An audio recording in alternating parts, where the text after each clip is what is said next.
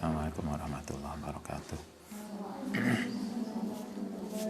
Mustafa Muhammad sallallahu alaihi wasallam durati wa sallam syada salihin jalan ketemu qarabin sallallahu alaihi habib Ibnu Alwi al-Idris sallallahu alaihi wasallam abana umatina ajatina sallallahu alaihi syaihina khususnya dalam ahatina al-asqiya malam ta'ala bidhi azam lillahi ta'ala lahumul fatihah bismillahirrahmanirrahim alhamdulillahirrahmanirrahim iyyaka na'budu wa iyyaka nasta'in shiratal mustaqim shiratal ladzina an'amta 'alaihim.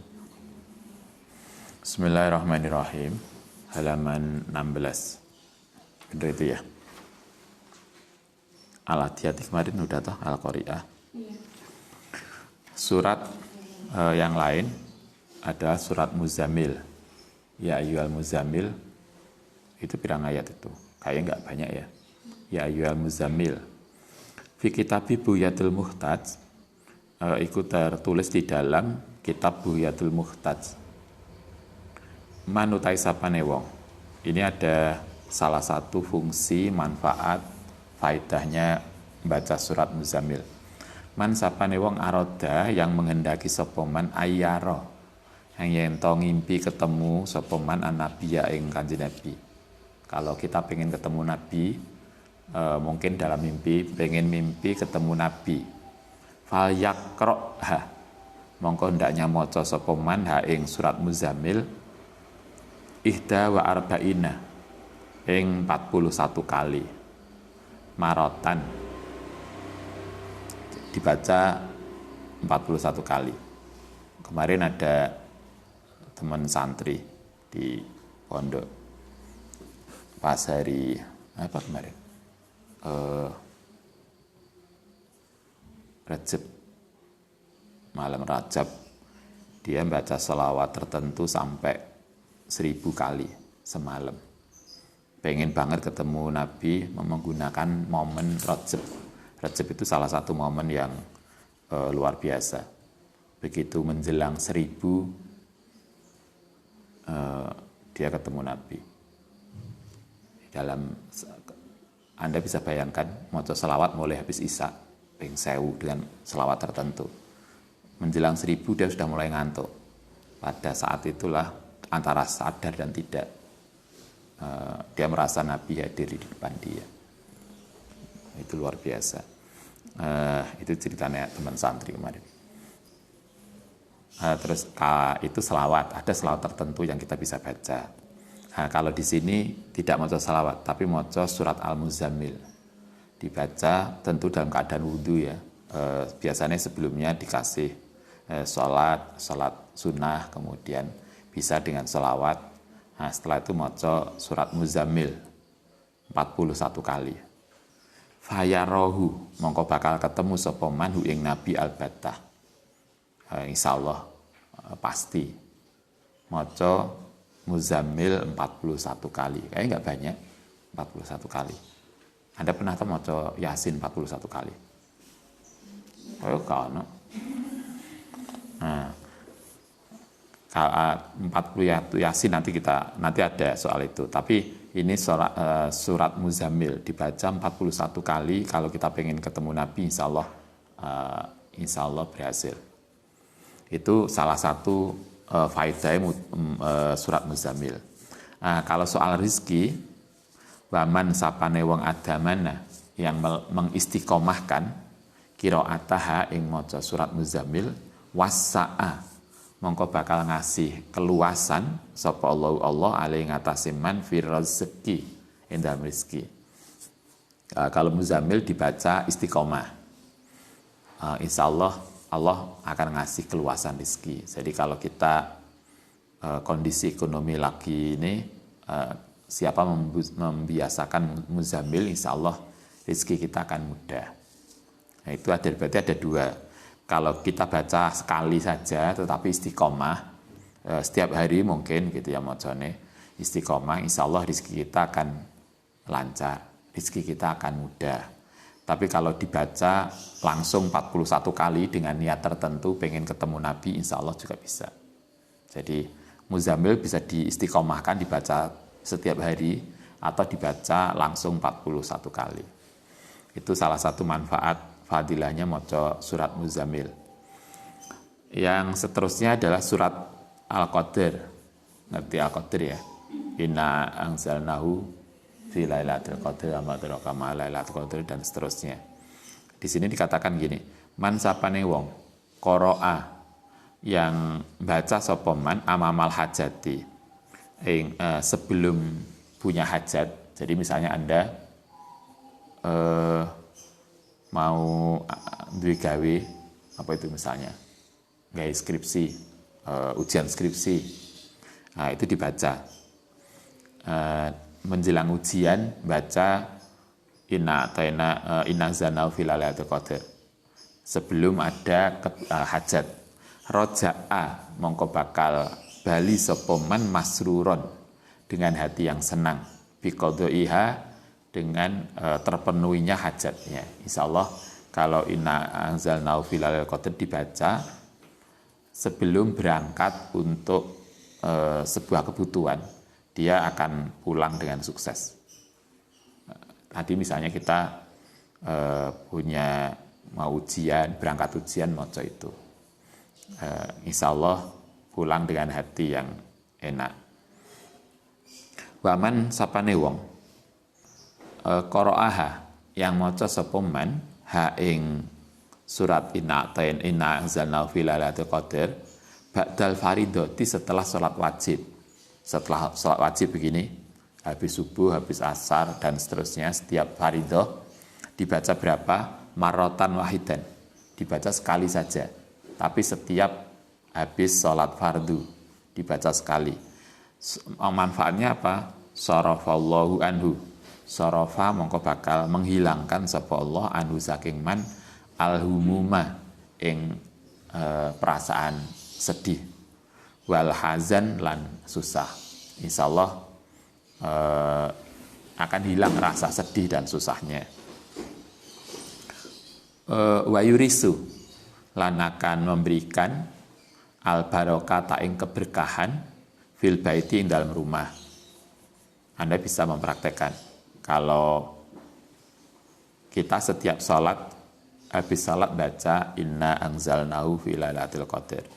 Insyaallah seisi rumah kita akan barokah dan seisi rumah kita insyaallah tidak akan pernah sedih, tidak pernah akan ada galau atau sesuatu yang menakutkan. Itu inna anzalnahu fi lailatul qadr. Katanya juga nggak banyak toh, hanya dibaca sekali aja. Dibaca sekali setiap habis salat. Sehingga kemudian habis salat itu kita enek wiridan. Itu yang kedua, surat Al-Qadr. Tadi surat Muzammil. Nah, sekarang ada lagi surat Quraisy. Surat Quraisy itu apa? Li'ila ya. Li'ila fi Quraisyin ila fi mrilata sita'i wasai. Ini fadilahnya begini. Man sapane wong qara'a yang membaca sapa man ha ing surat Quraisy zala mongko bakal hilang apa hammuhu kesedihan man wa haznuhu lan susah man. Jadi kita membiasakan maca li'ila fi Quraisyin, insyaallah perasaan sedih, susah, waswasuhu lan kekhawatiran iman, takut opo itu hilang. Mungkin dibaca istiqomah apa gitu ya. Kalau dibaca istiqomah, kita bisa kan sholat itu 5 kali. 5 kali kan mungkin kita bisa habis subuh maca li'ila, habis duhur maca inna anzalna fil qadr, habis apa. Jadi nanti setiap sholat itu bacaan yang kita baca bisa beda.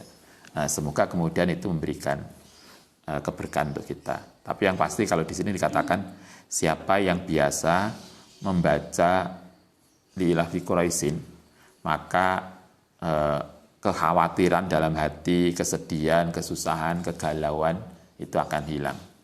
Faman sapane wong qara'a yang baca sapa man ha ing li'ila fi Quraisyin alamat umin ing atase makanan adhaba mongko bakal menghilangkan sapa Allahu mudaratahu ing mudorote makanan. Kadang ada tuh makanan yang orang Jawa ada tuh makanan yang dikasih magic, apa itu namanya? Kayak makanan kemudian diminum kita jadi enek magic, enek sesuatu yang nggak baik. Nah, semua makanan yang walaupun diisi macam-macam tadi, ketika kita mau membaca, mau moco itu kemudian mau makan itu moco lillahi fi Quraisyin, insya Allah apapun yang nggak baik yang ada di makanan itu akan hilang, akan menjadi tawar. Kalau secara ini, dulu ada teman yang ngasih sesuatu, dia bilang gini, Mas, nanti biasanya kalau kita minuman itu kan air, kalau ada sesuatu yang nggak baik, ada magicnya, ada sesuatu yang dimasukkan dalam situ, yang ilmu hitam, itu biasanya air itu akan kehilangan bayangannya. Kopi, air biasa kan kita di atasnya kan ketok bayangan kita, itu kita nggak ada bayangan kita. Biasanya begitu. Itu wallahu alam, saya nggak tahu juga benar apa enggak. Itu beberapa teman cerita itu. Nah, makanan-makanan yang nggak baik, makanan-makanan yang mudorot itu akan hilang, menjadi tawar semuanya ketika dibacakan surat lillahi fi Quraisyin. Paling nggak mengucap bismillah sebelum minum. Masalahnya kan kita itu sering minum tanpa bismillah, mangan itu tanpa bismillah, mari baru alhamdulillah. Kadang enggak, kadang cuma warak, Pak. Terus padahal mestinya kan alhamdulillah. Sebelumnya masih ingat Bu fadilah bismillah. Dengan bismillah itu loh, semua yang enggak baik itu akan hilang. Nah, sayangnya kita kadang enggak ngomong bismillah. Kalau di sini dibacakan lillahi fi Quraisyin. Nah, makanan yang dibacakan lillahi fi Quraisyin, maka mudorotnya akan hilang. Wa aminah, lan akan jadi aman sopoman minal khaufi, saking kekhawatiran, wal fakri, lan kefikiran. Jadi lah mau makan maca liilah, insyaallah kita akan terjaga. Wa kafa, lan terlindungi sopoman syarol asrori, ing keburukane orang yang berperilaku buruk. Tadi misalnya ada ngirim apa lah, apa biasanya kiriman santet atau apa, atau sesuatu yang enggak ini. Nah, kalau dibacakan liilah insya Allah hilang.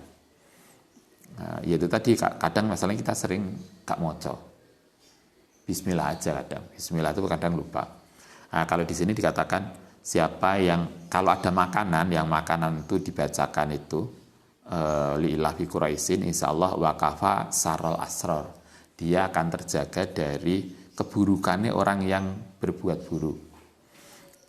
Wakaidihim lan rekadayane tipu muslihatnya mereka, itu liilah fi Quraisyin. Seterusnya adalah surat Yasin. Fafil hadisi Yasin utai surat Yasin iku 5 untuk seseorang kuriat yang dibacakan lahu kedima. Yasin itu bisa bermanfaat untuk apapun. Dia akan memberikan keberkahan pada orang yang kita baca, baik yang dibaca itu masih hidup atau sudah mati. Nah, hadisnya ada toh, Iqra'ul Yasin limautakum, bacakan surat Yasin pada orang yang sudah mati. Sehingga kalau kita neng alam kalau kita ziarah kubur kita mau Yasin, karena ada hadisnya Nabi memerintahkan kita untuk membacakan Yasin pada orang yang sudah wafat. Banyak hadisnya itu. Atau Yasin bisa menjadi obat sifaun, sehingga lah enek wong loro, keluarga kita ada yang sakit, kemudian kita ngumpul nih kiwa tengene maca Yasin.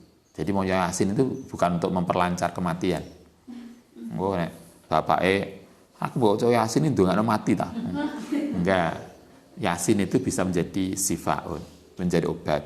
Dibaca Yasin biasanya kemudian kalau dulu kita di pondok sering maca Yasin bareng, lah enek keluarga dalam yang sakit, kemudian setelah maca Yasin bareng kita kasih apa itu namanya air, kemudian ditiupkan.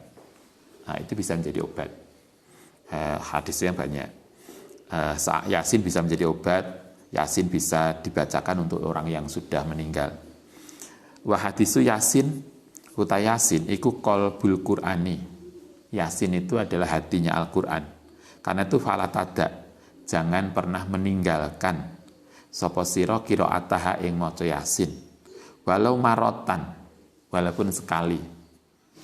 Kula yaumin, setiap hari. Kalau di sini dikatakan jangan pernah meninggalkan maca Yasin setiap hari. Yang sering saya sampaikan itu ada teman yang semua usahanya lancar. Dia membiasakan Yasin setiap maghrib. Pokoknya habis maghrib mesti, walaupun sak sibuk apapun, dia tidak akan peduli.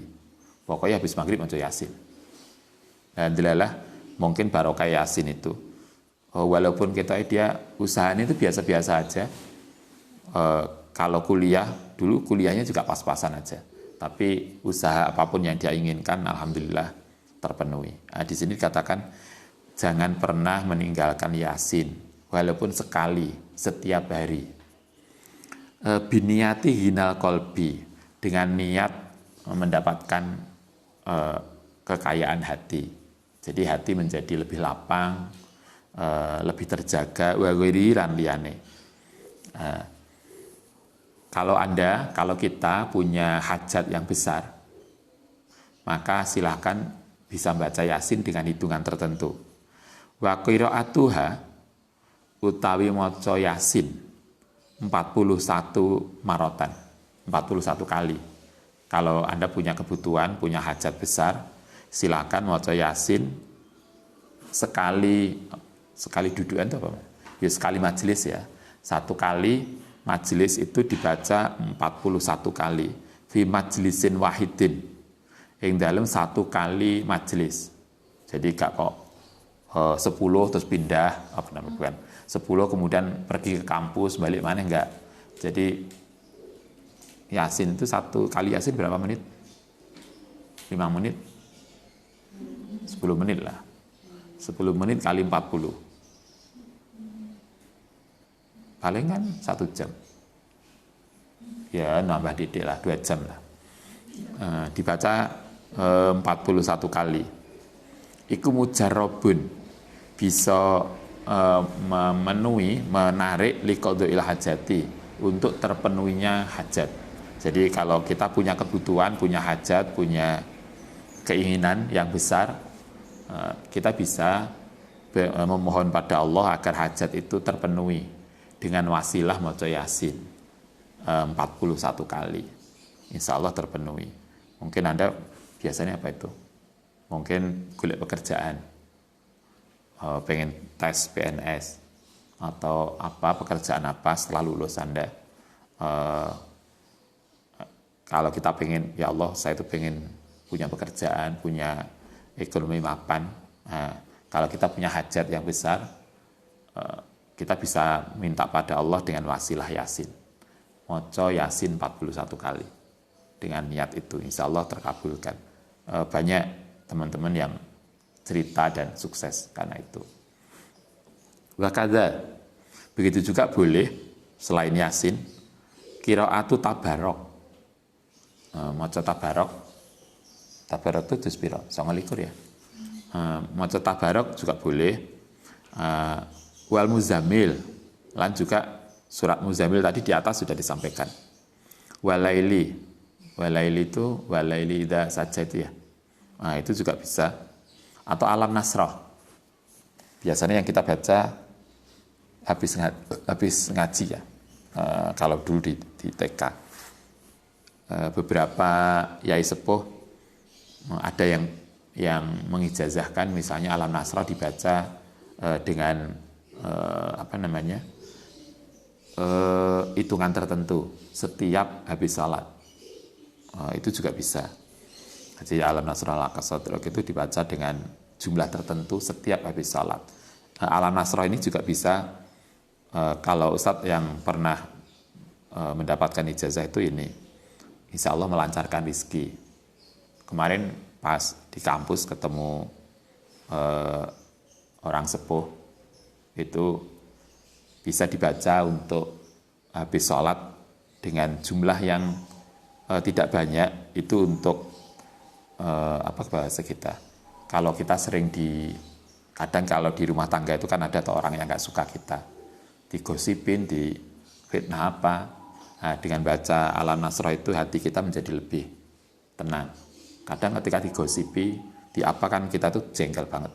Atau kita nggak ngapa-ngapain, neng kampus, neng tempat kerja diganggu orang, diisukan macam-macam. Kadang kita jengkel. Nah, agar hati kita menjadi lapang, menjadi lebih tidak tergoda oleh suara-suara yang nggak baik, itu bisa dibaca. Itu semua bisa menarik rezeki kita. Atau yang seterusnya bisa juga wahuduril masjidi, datang ke masjid qoblal adzan, sebelum adzan. Nah, santri kan mesti datang ke musola sebelum jamaah. Datang ke masjid sebelum adzan, ternyata itu juga punya berfaedah untuk tadi membuat hati kita itu lebih nyaman, kemudian lebih tenang, dan seterusnya. Kalau Anda nanti sudah di rumah, sebelum adzan sudah berangkat ke masjid. Paling enggak itu, kalau enggak sebelum adzan, krungu adzan itu sudah berangkat lah. Enggak kok kelaran dibeli bolak-balik. Enggak. Wahuduril masjidi qabla adzani. Itu bisa menenangkan hati, bisa memudahkan datangnya rizki. Watarkul kalami, lan meninggalkan ucapan watarku kalami dunia, lan meninggalkan ngerumpi persoalan duniawi badal witri, setelah sholat witir. Anda biasanya witir jam berapa? Kalau habis isya witir, ya berarti setelah itu kita wis gak mikir yang lain. Berarti kita concern persoalan belajar, ngaji, dan seterusnya. Gak ngerumpi yang lain. Apalagi kalau witirnya menjelang subuh. Yo gak mari witir kemudian ngerumpi yang lain toh. Digawe wiridan sampai subuhan. Semua itu padalika mengkautai semua itu tadi iku sababul ghina, bisa menjadi sebabnya kekayaan. Jadi sejak kemarin kita sudah dikasih ini tentang surat-surat yang kita bisa baca atau perilaku-perilaku yang bisa kita baca. Yang semua itu adalah sababul ghina, bisa menjadi sebabnya mudahnya datangnya kekayaan. Kita lanjutkan. Wa min mafatihi rizki, lan iku termasuk kunci rizki. Kalau kita pengen kunci rizki kita lancar, terbuka, qiraatu inna anzalnahu. Sama kan? Al-Qadr tadi ya. Inna anzalnahu fi lailatul qadr. Itu bisa diistiqomahkan. Kalau tadi dibaca berapa tuh? 1 kali. Tapi setiap habis sholat fardu. Baca inna anzalnahu fi lailatul qadr sekali setiap habis sholat fardu. Alam Nasroh, jadi di sini ada berapa surat? 1, 2, 3, 4. 4 surat kalau di sini yang oleh Habib Al-Idrus disampaikan sebagai kunci rizki, memudahkan jalannya rizki. 1, baca inna anzalnahu fi lailatul qadr setiap habis sholat. Yang kedua Alam Nasroh. Alam Nasroh bisa, atau kalau mau dibaca semua ya silahkan. Kalau dikai gentian, misalnya habis sholat ini baca apa, habis sholat ini baca apa, dan seterusnya silahkan. Alam Nasroh. Ketiga wa li'ilah fi Quraisyin. Nah, ini kurang ini ya. Gak li'ilah fi Quraisyin. Maca li'ilah fi Quraisyin tadi caranya apa tadi? Istiqomah aja. Dibaca, insya Allah menghilangkan kesedihan dan kegalauan. Li'ilah fi Quraisyin. Kalau tidak itu ada yang lebih manjur. Wa qiraatil waqi'ah. Maca surat Waqiah. Inda naumi, menjelang tidur.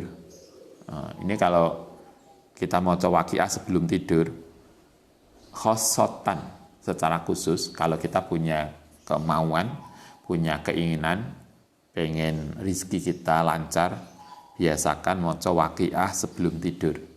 Sehingga turu itu mesti baik banget. Karena turunnya mesti wudu, nggawa Quran, maca waqiah. Sehingga gak mungkin toh turu ndelok sono endi, ndelok TV. Sering toh kita itu lihat TV keturun. Kemudian tidur yang gak mapan pada tempatnya. Mbuh nanti turune. Neng tempat tidur tapi metantang nanti. Padahal mestinya kan bisa tidur rapi. Karena kita tidurnya tuh dengan doa dulu. Maca waqiah inda naumi secara khosatan. Nah, itu beberapa hal yang kita bisa lakukan. Yang semua fadilahnya adalah insya Allah akan memudahkan rezeki kita. Yang seterusnya adalah surat Al-Haqqah. Al-Haqqah tu mal-Haqqah sama adraka mal-Haqqah itu ya. Itu tuktabu, ditulis. Kalau Al-Haqqah tidak dibaca ternyata, ditulis. Bi'udin ono ing kayu. Jadi Al-Haqqah tu mal-Haqqah itu berapa ayat? Oke, kayaknya nggak banyak toh. Mungkin kayak itu kan surat-surat pendek. Nggak terlalu panjang maksudnya. Maka itu ditulis di kayu. Kalau kemarin masih ingat ada yang ditulis di kertas, kemudian diletakkan di atas. Ini juga bisa. Ini ditulis tuktabu fi audin, ditulis di kayu. Salima litijaroti, kemudian dibawa untuk dagang. Kalau Anda yang di rumah yang punya aktivitas sebagai pedagang di pasar atau di toko, itu bisa ditulis di kayu kemudian dibawa ke tempat dagangan. Falayah sirun, mongko dia tidak akan pernah rugi. Fadilahnya insya Allah dagangan kita tidak akan pernah rugi, insya Allah akan senantiasa untung. Artinya dagangan kita lancar. Kemarin juga gitu toh. Kemarin apa itu yang ditulis di atas itu? Enak tahu ini? Kayak lupa kita juga. Yang ditulis kemudian diletakkan di atas untuk dagang, insya Allah itu akan lancar. Surat Toha ya.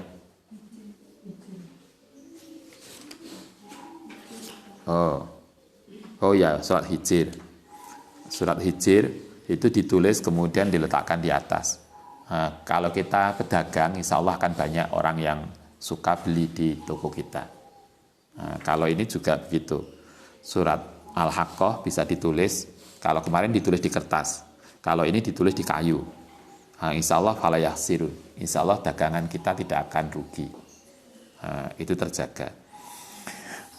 Baik, itu beberapa ayat Al-Quran yang insya Allah akan terkait dengan ngaji kita, terkait dengan datangnya rezeki yang lancar, insya Allah itu bisa dilakukan. Paling enggak, kalau yang penting maca Yasin bisa dibaca minimal 41 kali, paling 2 jam. Kalau kita memang benar-benar punya hajat yang besar, itu penting. Maca Yasin 41 kali, insya Allah hajat kita akan terpenuhi oleh Allah SWT. Baik, nanti kita lanjutkan halaman 17. Al-Fatihah.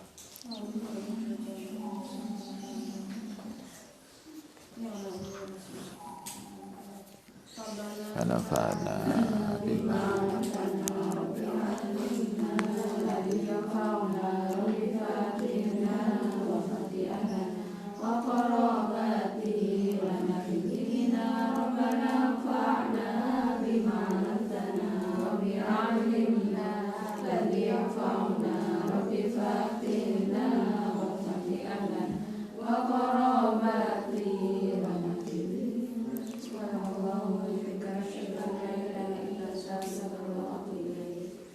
Assalamualaikum warahmatullahi wabarakatuh. Waalaikumsalam.